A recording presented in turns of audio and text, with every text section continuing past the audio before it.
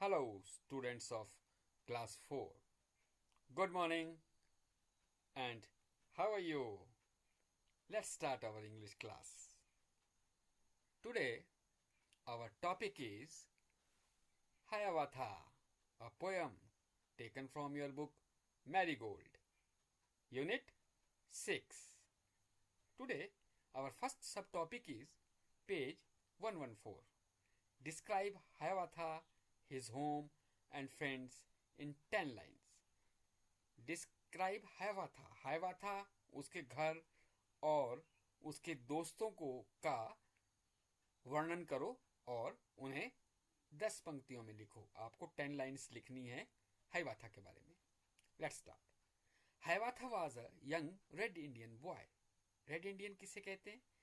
America में जो बहुत पुराने समय से लोग रहते आए हैं, जो वहाँ के मूल बाशिंदा हैं, उन्हें हम रेड इंडियन कहते हैं। तो Hiawatha was a young red Indian boy. Hiawatha एक रेड इंडियन लड़का था।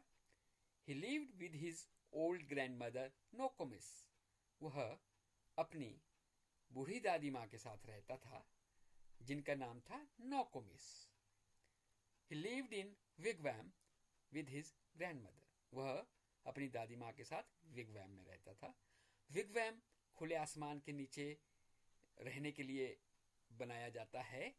ये रेड इंडियंस का घर होता है, जो लकड़ी के सहारे बनाया जाता है, एक तंबू, और उसके चारों तरफ खाल या फिर टाट लपेटी जाती है। उसको बहुत खूबसूरत बनाया जाता है। He learn the languages of every birds, their names and all their secrets.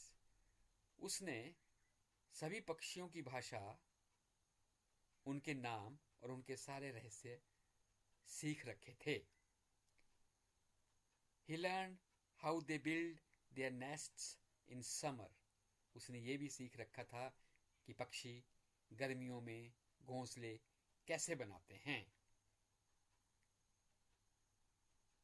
He called the birds Hiawatha's chicken.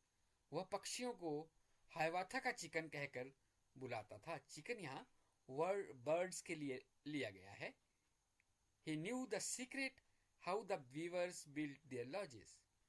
उसे यह रहस्य भी मालूम था कि बीवर्स अपने रहने के स्थान या रहने का घर कैसे बनाते हैं।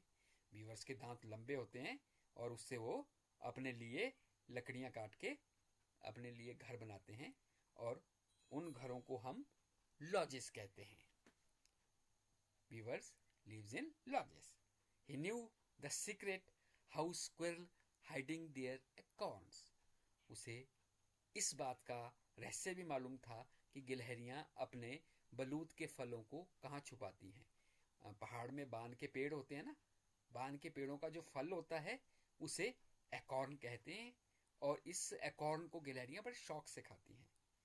He knew the secret how the reindeer ran so swiftly. उसे इस रहस्य का भी पता था कि रेंडियर इतनी तेजी से कैसे भागते हैं। And why the rabbit was so timid, और खरगोश इतना डरपोक क्यों होता है। He loves and respect mother nature.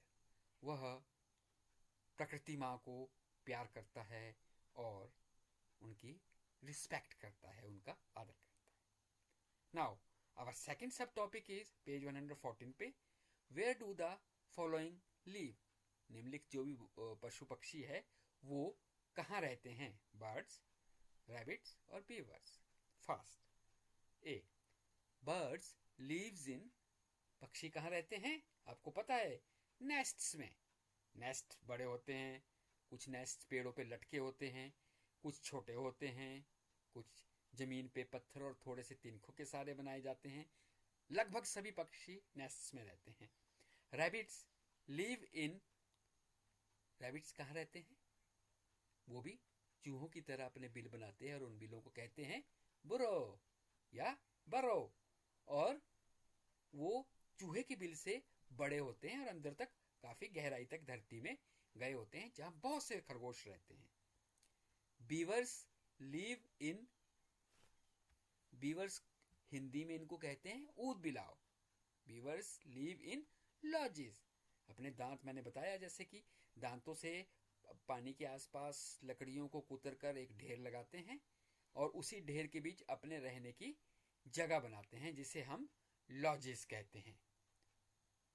इसी तरह से आपने अभी जैसे ये कविता पढ़ ली है, तो आप चाहें तो 5 से 6 या 10 जितनी भी आप चाहें प्रैक्टिस के लिए और लाइंस लिख सकते हैं हाइवाथा के बारे में, पक्षियों के बारे में, कौन कहाँ रहता है उसके बारे में सिंपल सेंटेंस लिखें और अपने टीचर को बताएं। Thank you very much.